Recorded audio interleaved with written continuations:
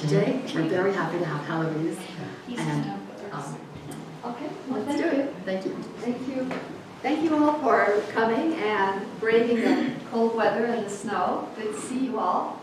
I'm going to share with you the Pixar storytelling method as it relates to scientists sharing their results with laypersons or the general public. So the general public needs to know science works, and so this series on the scientific method that Ed Donovan has put together is very helpful. I mean, it's triggered a lot of questions and new ideas, and I'm totally enjoying it. So, Pixar. Pixar is a very successful animated movie production company, and they have a method or a formula to tell their stories, and it works.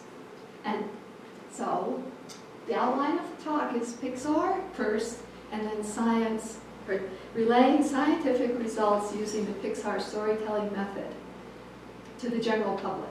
Because the Pixar storytelling method connects to the general public. It actually tells stories that audiences of all ages and backgrounds can connect with. So that's what we want. So, what Pixar movies have you seen or liked? This is a seminar, so it's like give and take. Right? Wall-E, great. Cars. Cars, okay.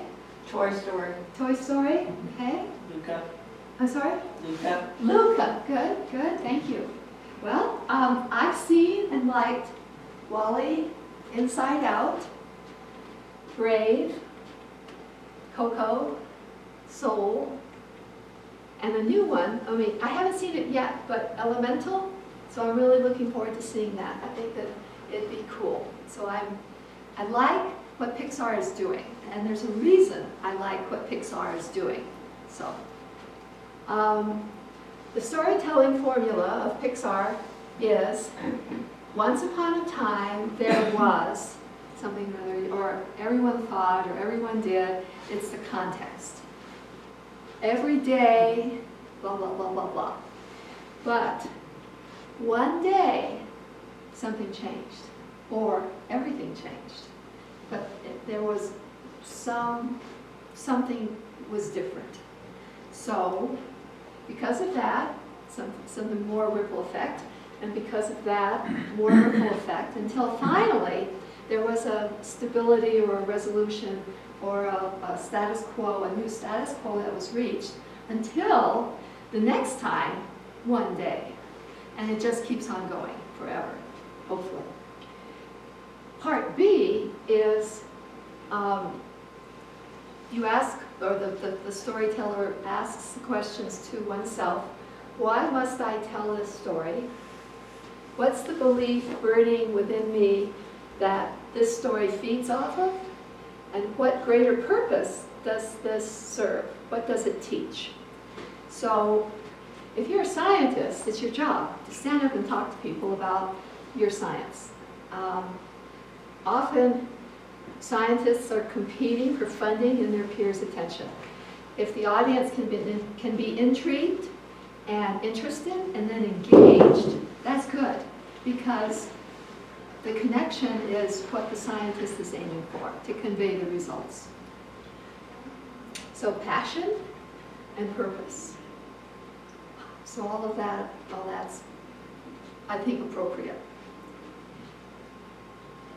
Pixar has found that the audience admires a character for trying for success. It's all about the journey, the ups and downs, and the sideways motions, and the forward and the back. And then, yes, we end up at a given place, the destination, but the story is about getting there. It's not so much about the final destination. Oftentimes, the underdog gets cheered on because people often will connect to the underdog as opposed to the Goliath. you connect with David. So here's another Pixar movie, Onward. So scientists have two principal jobs. One, collect data, process the data, interpret, calibrate, and generate accurate scientific content. But then the second job is to convey this to others. The others are peers and general public. So it's pretty easy to convey it to peers. We have papers and we have conferences. So this is my field, seismic reflection, offshore Brazil, pre-salt. And what you're looking at is a paper published by Johan and Monteiro of Petrobras. It was published in 2016 at the Offshore Technology Conference, which is a great big conference. Houston, Texas. Thousands of people come. And what you're looking at is seismic reflection data. There's water, usually about 2 kilometers of water or 6,000 feet. There's a seafloor bottom. There's sediments. And then there's salt. Salt is this transparent stuff, and then this stuff, and that stuff. But the reservoir, the oil and gas reservoir, is down here. So I can look at that and see about 10 years of, this is 10 years old, and in 10 years the industry's come a long way. So how can I do that? Because under these thick salts, the signal is trashed, basically, okay? Because these reflections don't look like those reflections.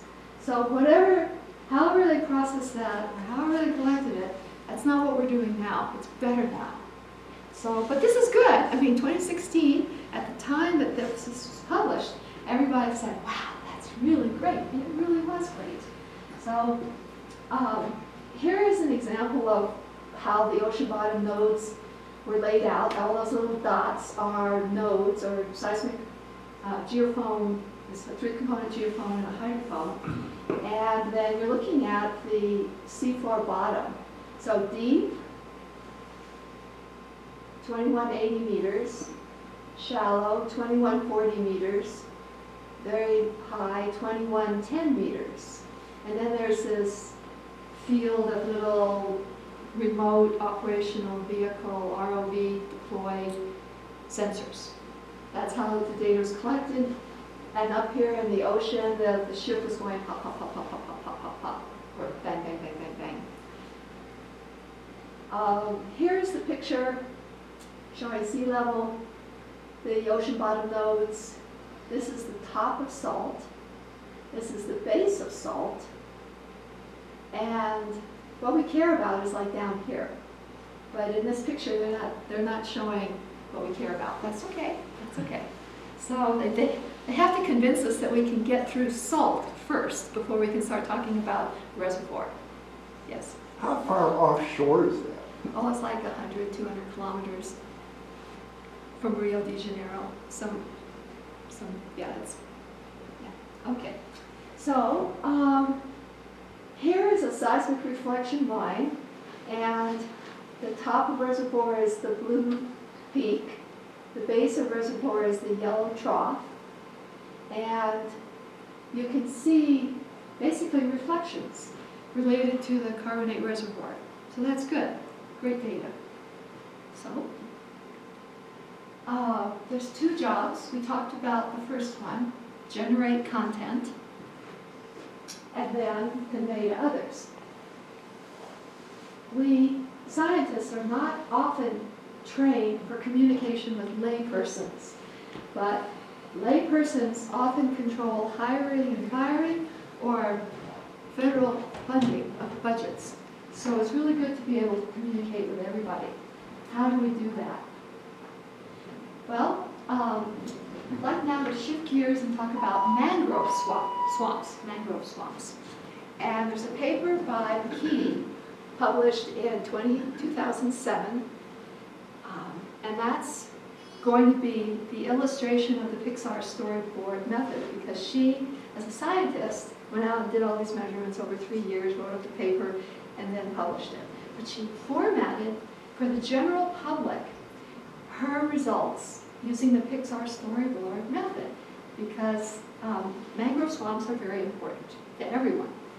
So everybody needs to understand mangrove swamps. Yes, go ahead. Heloise, can you elaborate a little bit on what you mean by layperson? General public. What if- General what if- public, Okay, including scientists in the general public? yes. Mhm. So as long as the person is not a scientist in a particular field, they are a layperson. I think so. Right, for example, when Ed spoke on neonatal medicine, I'm a layperson. So here we go. Once upon a time, I'll let you read it.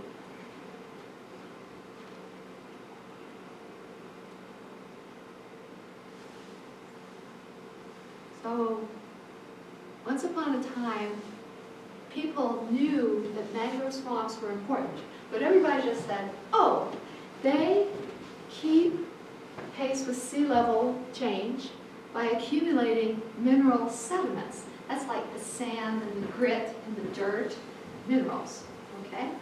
And that's how they keep in the same elevation, okay? But one day, the scientists went out and started coring mangrove forests in the Caribbean and found not mineral deposits, but organic debris, like peat. Well, organic, it's like leaves and roots and decaying plant matter that decomposes down and it becomes peat. And if you bury peat long enough, it turns into coal. But today, it's just peat.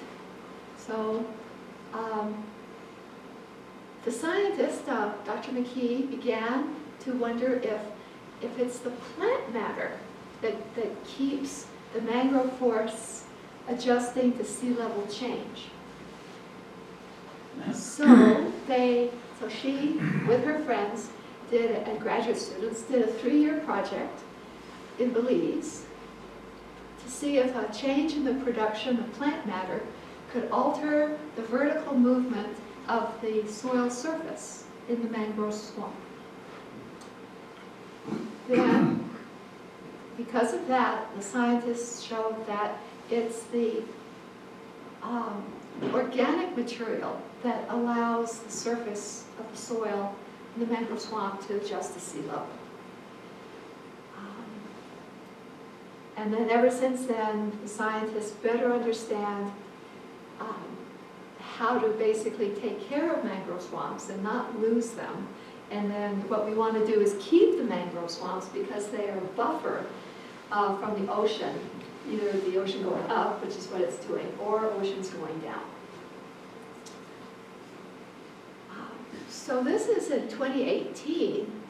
The Florida Museum published that, yes, mangroves protect shorelines from damaging storms and hurricanes, and they prevent erosion by stabilizing sediments with their tangled root system. That's not what McKee showed, okay? So even though she published and she told everybody, there's still this lag before it moves into the general public. So even with the best of intentions, we sometimes don't succeed. So here is, I did some background checks, and sure enough, there's a really good paper. So now because I'm a scientist, I can't resist showing you data. So now I want to show you that there's a swath of land that she's interested in studying, and she's going to be making a bunch of measurements. So there's going to be the fringe, the transition, and the interior. The black dots are the elevation change. So in the interior, as time went by, from 0 to 3 years later, and the interior, the black dots in 2 locations sank, but the surface accretion in the open square either stayed put or went up. So she publishes at 9 locations her measurements. And so there's several things that you can determine from this if you're really interested in mangrove swamps. But what I see when I look at this is that the fringe had one series, these positive slopes, are very gentle though, but the transition in this one area is flattish, not much change, and then there are some positive slopes in 2 other areas. But then in the interior, the elevation of the soil, elevation change went down, but the surface accretion filled in. So she did she collected data and then documented her findings. So the Pixar story can also be used to tell the story of plate tectonics. And that was done by Dave Moore, and then I did a little bit of recap, so this is like the 3rd time we're going over plate tectonics. But once upon a time, there was complete acceptance that the continents never move. They always stay in one place forever. Okay. But then, every day, before that, well, every day, people went about their business and they were unaware of continental drift. Now, certain companies that were trying to lay cables that connected North America to Europe, they found some problems along the way because their cables kept snapping and they didn't know why. Sometimes we think today that they snapped because of marine flow of sediment on the seafloor bottom. You get these landslides at the bottom. Turbidites, that's it. You get these rapid catastrophic flows of turbidites, like silt and sand, and then they snap cables. But otherwise, North America and Europe are moving apart. I mean, steadily. It's about one inch a year, a couple centimeter. Well, I have to look it up. I can't even remember the number, but they're moving apart. So after 10 or 20 or 30 years, if you haven't built in a little bit of give on your cable, you're going to be sad. Okay. Okay. So then there was a 10 or 20 year period. One day, 2 decades, everything changed. That what people had thought for 3,000 years, 4,000 years, whatever, 5,000 years, no, all of that's not right. Scientists discovered that the seafloor bottom had tremendous topographical changes with the world's longest and then tallest mountain ranges. So that's the mid-oceanic ridges. And along those ridges, the plates are spreading, and there's magma coming up, and then the crust is moving away from the spreading center. We can have convergent margins, that means coming together, like South America and the Andes going up. We can have divergent boundaries, like the Mid-Atlantic Ridge. Or we can have transform, where it's a strike-slip, like the San Andreas. Dave Moore first showed this slide here in the Veta. Then there were the magnetic surveys with the alternating stripes of positive and negative magnetized basalt. And then there were publications by Frederick Vine and Drummond Matthews and Lawrence Morley that this magnetic striping was produced by repeated reversals of the Earth's magnetic field. Right now it's, quote, positive, because the compass that one holds points north to magnetic north. But the next time that the flips, the magnetic field flips, all of our compasses will point that way, south. When's that gonna I don't know. Good question. So here is a picture from Dave Moore showing what the data looks like, the magnetic striping. And they tend to be symmetric, like fat. This fat blob was that fat blob, and 3 skinny ones. So it's a very symmetric pattern. So then here is from Dave Moore again, the diagram that shows earthquakes in yellow. Earthquakes are usually associated with the plate tectonic movements. Divergent, moving apart boundaries are pale yellow. And then transform, like San Andreas, is solid orange. And convergent, the red triangles are on the upper side, and then the lower side is going down. That's what's happening in the Himalaya and in the Andes. So our planet keeps changing. I mean, slowly, but I mean, it's continually changing. So now I'm going to have a brief side note on the perils of being ahead of one's time. So anyone who is here to hear Dave Moore knows what I'm going to talk about? That's all right. Oh, this is Alfred Wegener. Okay, so Alfred Wegener, who lived 1880 to 1930,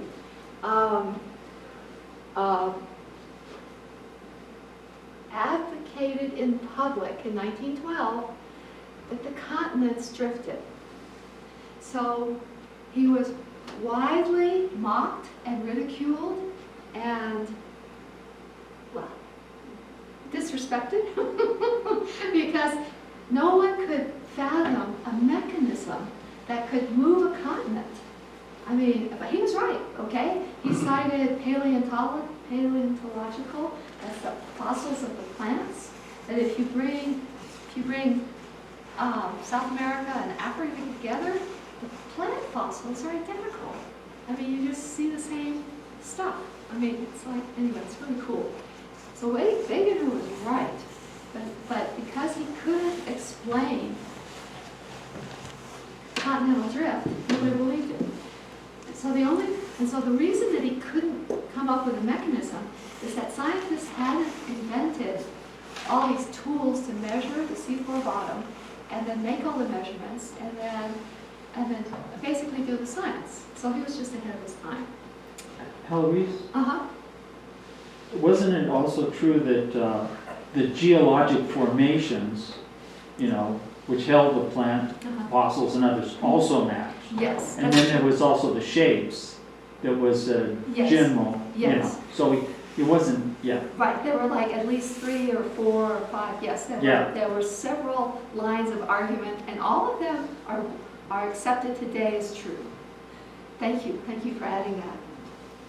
So, okay, so we're at the recap, that's good. The Pixar storyboard formula or method is once upon a time, or you can say, once everyone thought blah, blah, blah, blah, blah, or everyone did blah, blah, blah, blah, blah, okay.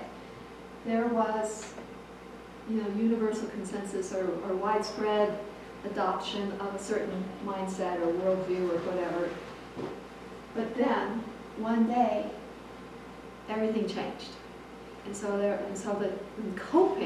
coping with this change causes people to hopefully think new thoughts and do new deeds and just adapt, because that is how fast a person can adapt to change that's most important.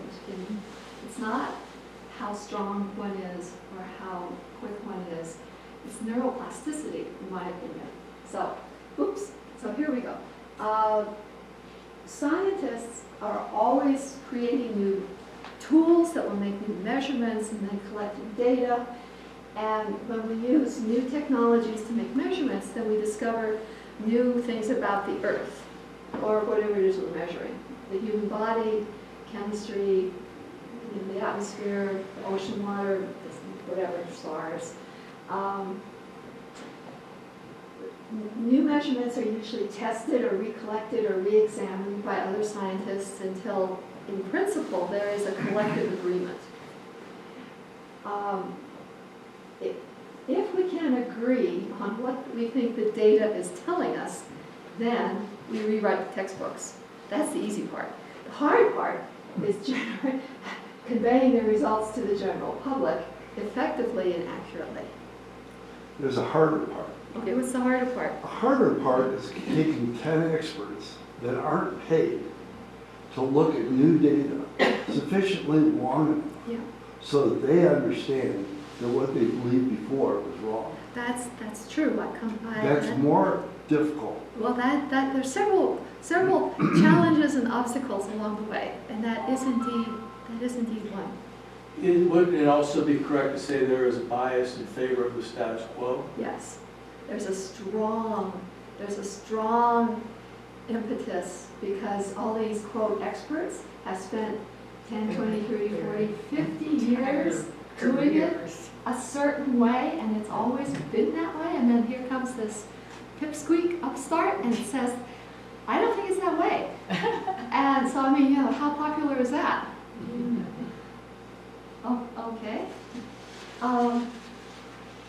So I just wanted to share that it's inappropriate to hold on to what we think we knew in the past, I mean, the Dark Ages, before we had a certain set of measurements.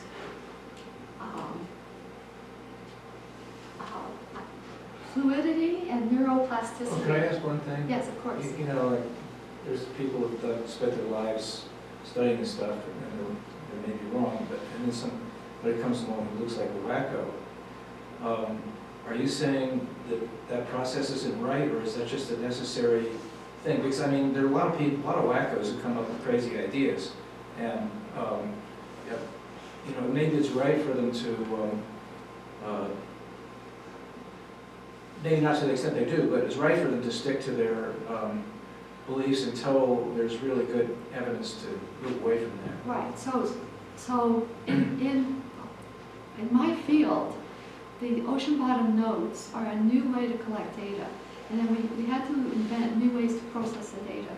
So our pictures of the subsurface are getting better and better and better. But what we thought we knew about wave propagation, seismic wave propagation, and anisotropic heterogeneous medium is actually not right. But trying to figure out what is going on is probably going to take another 10 or 20 years. Okay, so it has to do with repeatability of the measurements. That basically Petrobras stands up and says, I can go out and collect this data, this is how I do it, and this is what I see. So Shell goes out, plops down ocean bottom nodes, collects all this data, and then they say, this is what I see.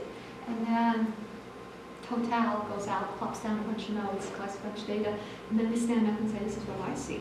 So sooner or later, there's going to be a convergence of agreement as to seismic wave propagation through rocks, using this new kind of method of acquiring data.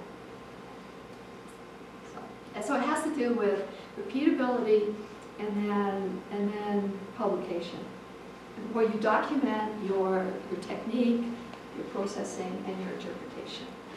And then there's a challenge as to, whoever can, go out and do it, and just do it yourself and see what you find. But you're right, I mean, there are some people who are either trying to scam people, or they're just off in left field in the weeds. I mean, that they're not plugged into what is generally accepted as reality. Well, I'd say another way to put that is they're operating more on beliefs than on verifiable data. That's right. For the scientists, it all comes down to making measurements and then documenting it, keeping records. Right. And in Collecting geology, data. there's a lot of beliefs. I know. I don't mean to offend anybody, but, you know. Right, no, in geology, you know, we see rocks easily 550 million years old that are the trace of life as we know it on planet Earth, and then the rocks go all the way back to like about 3.5 to 4 billion years. I mean, so it's, scientifically, that's the consensus as to like how old is this planet and how old is life as we know it. What is life as we know it? It's the cells, the eukaryotes and the prokaryotes. And the prokaryotes don't have a nucleus with the DNA, but the eukaryotes do. So I mean, and then we're all made up of many cells. All of our cells have a nucleus, so we are eukaryotic creatures. And I am not a biologist. I'm a geophysicist. Okay. So that concludes my presentation.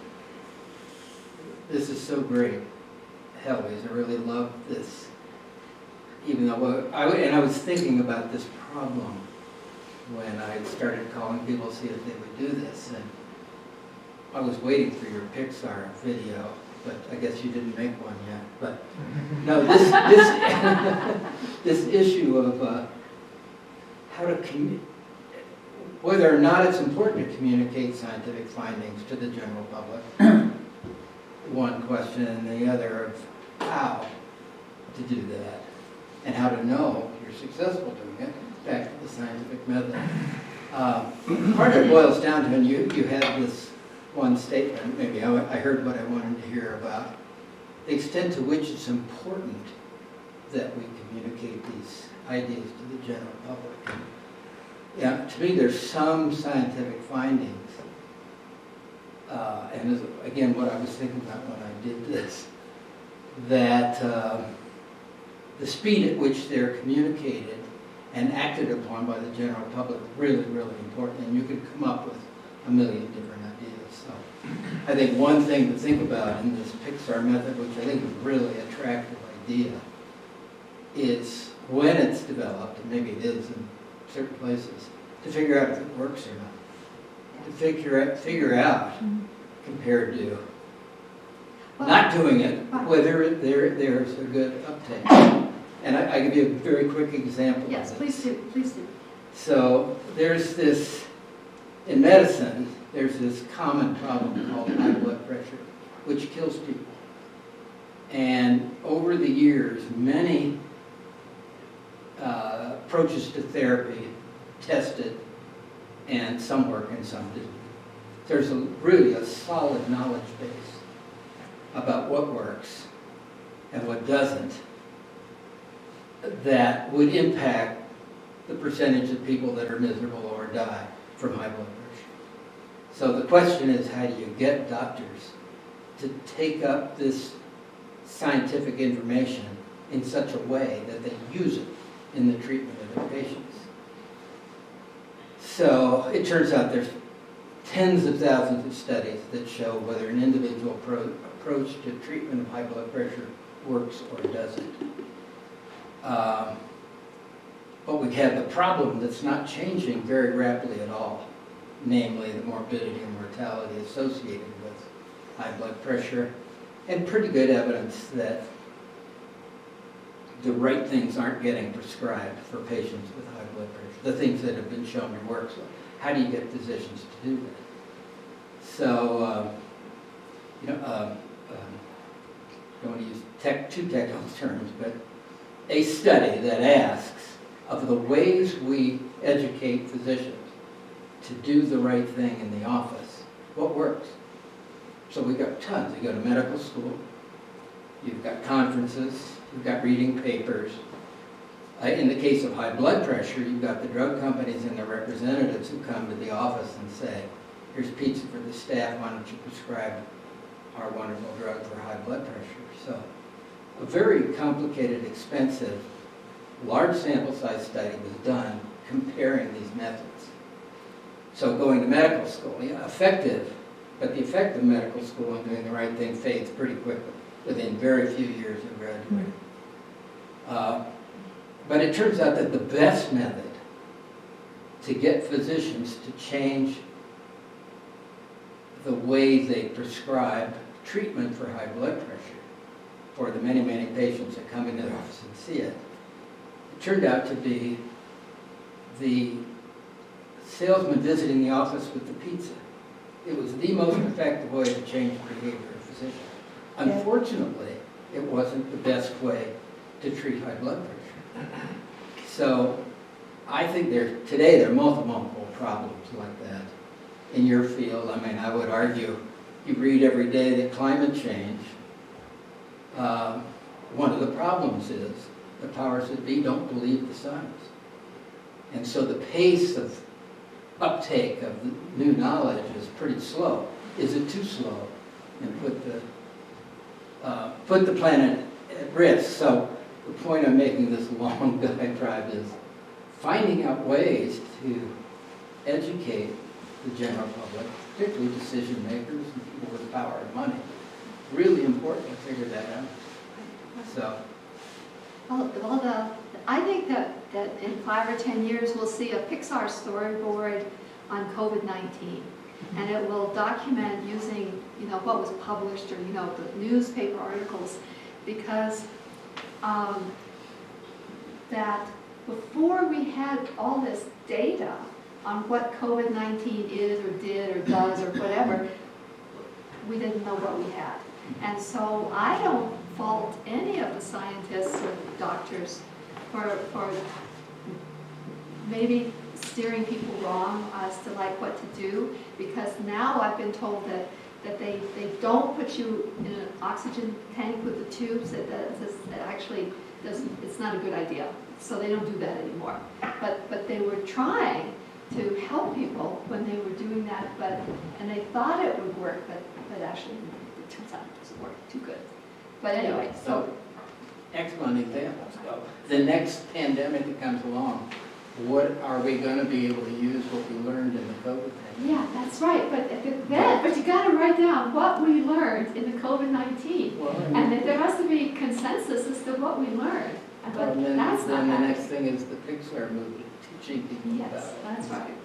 That's good. Yes. It seems like a piece of Ed's question for me is not only persuading people of the science, but of the ability to do anything about it.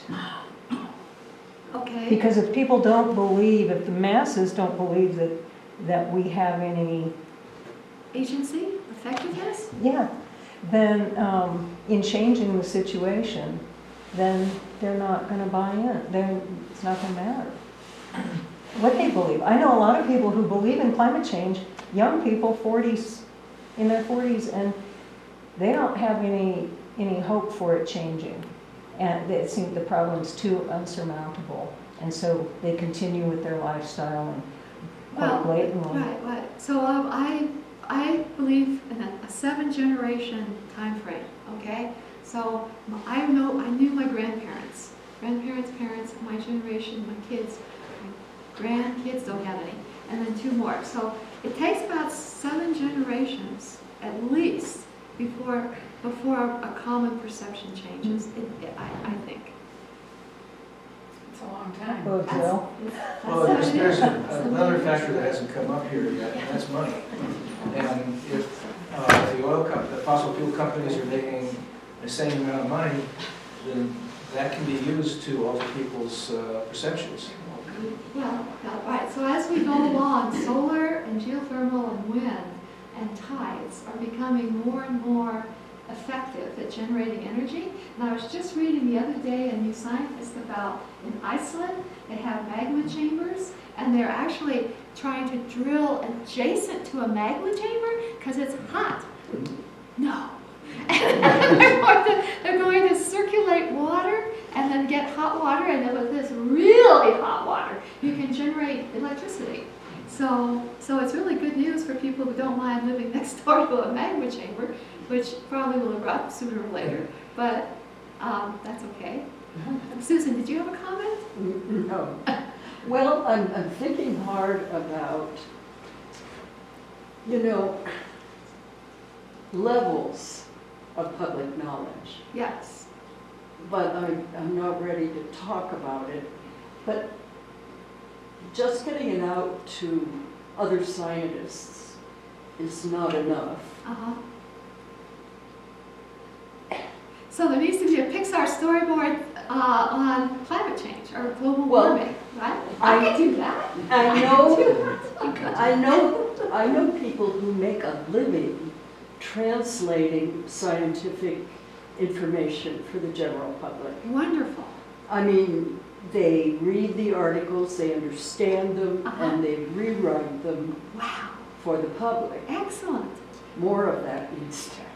Right. My sister Yolanda has a paying job. She lives in San Francisco.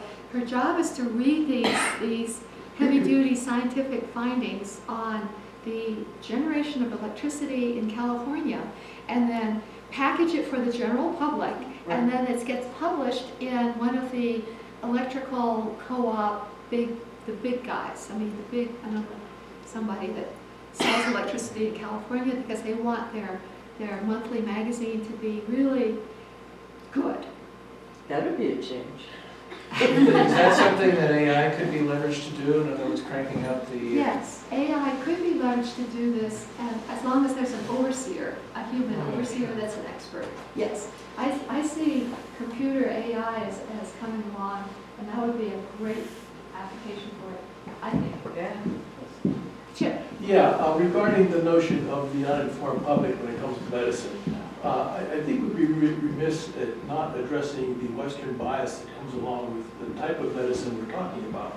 We have a medical system that emphasizes speciality. We have a medical system that is oriented towards symptom suppression. So I think the whole Western approach is certainly less than holistic. It needs to look at other systems also to achieve what they're trying to achieve, which is essentially health and well-being. Yes, I agree. I think there's a word in geophysics called tomography, where you make measurements in all possible directions. Because if you're interested in knowing something, you have to look at it in every single possible direction. Yeah. And so east, west, south, and north. So anyway, I'm really into, and then you amalgamate, or you synthesize all this knowledge, and then of course you make measurements to see if you can replicate the findings. And then the insurance company comes and they mess with everything and you know, buy it. Oh, I'm sorry, there's a gentleman that was very patiently waiting. Yes. I just want to remark, you know, we're talking a lot about resistance from the general public, and your hypothesis is that it takes 7 generations, but I see resistance from the scientific professionals. I'm a layperson, and if I bring something to a professional, there is automatic resistance. And I mean, I've been scoffed at, and you know, I hear things from professionals like, that's just a theory. And I'm like, here's the paper that was peer reviewed that shows this. You should incorporate this into what you're doing. But the resistance is coming from the professionals because they don't want to change the way they're doing things. Ah, that's called being set in one's ways. And that is a danger, that's a pitfall. Yes. So we don't want to fall in that. So I hope nobody in this room is going to be set in your ways, right? So. Now, to go back to your illustration when you were doing this. Oh yeah, tomography, yes, Right, and yes. look all around Yeah, and all right, of we that. look at something. So what is there in our culture that allows for a similar process in regards to science itself? Ah, that's it. I'm so glad you asked that question. It's called art, spirituality, and science. Funny thing. Funny thing, yes, we've been talking about that, yes. So we really want to do this. So I think that whatever it is that people want to talk about, there's a way to view it artistically, and then spiritually, and then scientifically. So if you ever read anything by, what's his name, Wilbur? Ken Wilbur? That's him. Yeah. Yeah. He talked about the 4 quadrants of knowledge, that there's sort of like inside and it's the inside, say, of me as I feel myself. And then there's the inside of me as like a doctor might look at me and say, I make all these measurements and this is what's going on. And then I'm a holon, which is a unit, but I'm embedded in another holon, society. So holons all the way up and holons all the way down. And so in this society or culture, there's the culture as it feels, from the inside. That's all of us, how we feel about our society. And then there's our society as it's viewed from the outside. How does somebody maybe from the East view America or vice versa? So Ken Wilber, he's really good. His books are too fat. Okay, so it's 10 to 3. Does anybody want to? Yes, go ahead. Just one more comment about back to the passion needed to carry the thing forward, and I think it's an important missing piece in what needs to be done next, and in terms of solving these problems that people are worried about. In the absence of passion, the need to study and figure out how to educate people. It's lacking now. And one example for me would be, I think your 7-generation hypothesis is wrong. Okay. Because it's based on the way we educate and communicate now. But there's no reason that that's the right way or the best way to do it. Exactly. So we need those studies That's that right. get it down to 2 or 3 generations. I'm in favor of that. I'm totally in favor of that. And, thank you. Oh, yes, Chip. I'd like to revisit the notion of the layperson again for a bit. And Uh-huh. what would be the opposite of the layperson? It's in a given sphere, the expert. So the expert, does that mean they have a degree of some sort? No, it just means they've studied, they've collected data, they've read up, and somebody can be an expert in like psychology or something. They've read 15 textbooks on psychology, they subscribe to Psychology Today or whatever it is, and then they just keep up with the field. I don't think that an expert has to have a degree. It's nice if they do, but if they don't, it's okay. How about the validity of their findings? For example, say they have a history of being wrong a lot more than right. Would they still be considered non-lay? No, they're experts in wrong.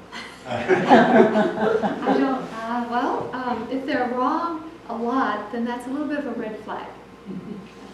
So then they go to the lay category. No. It's probably another term. Perhaps they could go to the lay. And I guess an expert is some Charlatan. It's probably a continuum. False prophets still. Charlatan. charlatan, yes, false prophet, yes. So speaking about climate change and passion and communicating with the lay person or the general public, I remember Al Gore wrote An Inconvenient Truth, and I saw his PowerPoint presentation. I saw it in person. So you're special. You're special. Right. So I really liked what Al Gore did, and that was like 2000, right? That was 25 years ago. That was 24 years ago. And he's right. Everything he said is true. You can compare it. I'm sorry. So much fun. And they mocked him. Oh, There my were gosh. people who mocked him and ridiculed him. I didn't do that. No, But I think I respect him greatly. Anyway, so I feel that he got handed lemons, but he made lemonade. So he's good. But thank you all. I know that some of you need to continue on, but I appreciate you coming.